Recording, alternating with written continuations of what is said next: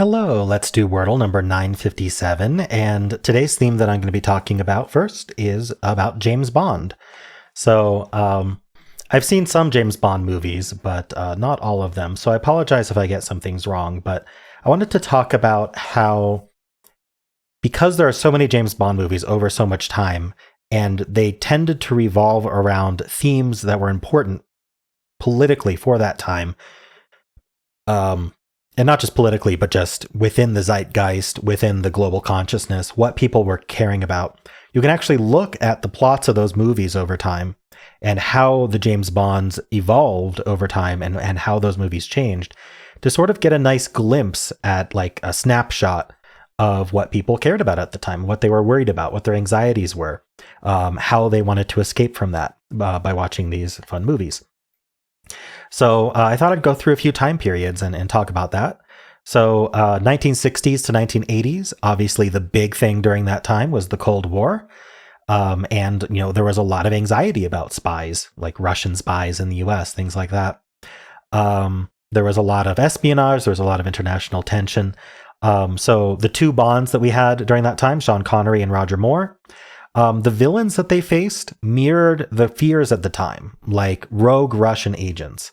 And then there were things like fictional criminal organizations like Spectre that really were stand-ins for equivalent real-world threats, organized crime, organized threats.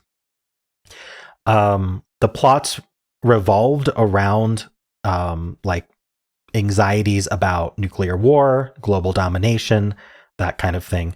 And so the way the Bond characters provided escapism from that it was like those agents were out there protecting us from those things that we feared.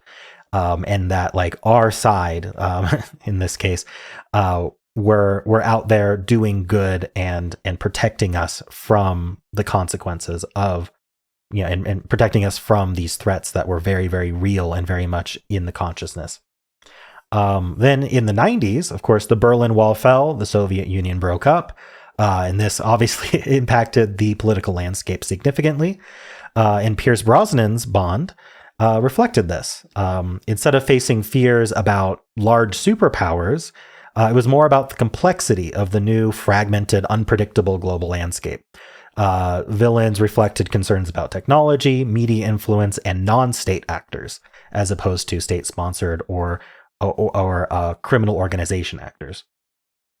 In the 2000s, of course, in 2006, Daniel Craig started playing James Bond, and that was a post 9/11 world. So things at that time, movies were darker, more introspective. That Bond dealt with things like terrorism, corporate crime, personal vendettas, less about these larger than life villains. There was a focus on things like surveillance and data security, things like that. And then 2010s to 2020s, sort of the modern Bond films, if you want to call them that, they start introducing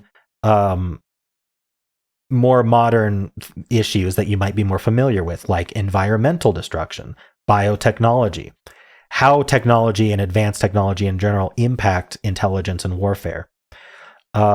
Also, thankfully, it's a long time coming, but it seems like the Bond movies are more aware of social issues and gender roles and things like that. So, for example, female characters aren't just Bond girls anymore. They have more substantial, empowered roles. It's up to you to decide whether they're succeeding, but it definitely seems like they're trying at least. So, yeah, it's an interesting dynamic there. It'll be interesting. I think James Bond is going to be with us for a while yet, and it's going to continue to reflect what the audience is currently anxious about. What are the issues in the world at that time? What are the things people are concerned about and want to escape from? So, yeah, I thought that was interesting. I hope that I don't know if that was the most interesting thing to say about James Bond. That's what I thought of, and thought that would be a little bit of a different twist on talking about it rather than talking about specifics of the movies. So anyway, let's solve the Wordle. So for the James Bond theme, Pun Animal suggested we start with Agent, for obvious reasons, and 7, not just because of 007, but because there have been 27 movies. Okay, well, there's an A, There's an E. There's a V.